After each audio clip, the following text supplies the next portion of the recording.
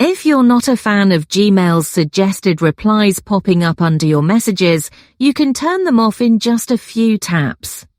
This quick guide will show you exactly how to do it, so you can type your own responses without interruptions. Start by unlocking your phone and opening the Gmail app. You'll spot it by its familiar red and white envelope icon. Once your inbox loads, look at the top left corner for the menu icon, which looks like 3 horizontal lines. Tap it, and you'll see a side panel slide out with a list of options. Scroll all the way down until you see Settings, then tap it.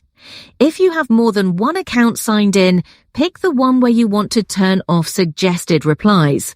This will open the account-specific settings. Now scroll down until you find Smart Reply. This is the feature that gives you quick response suggestions like thanks or got it. If the box is checked or the switch is on, tap it to turn it off. That's all there is to it. The change saves automatically.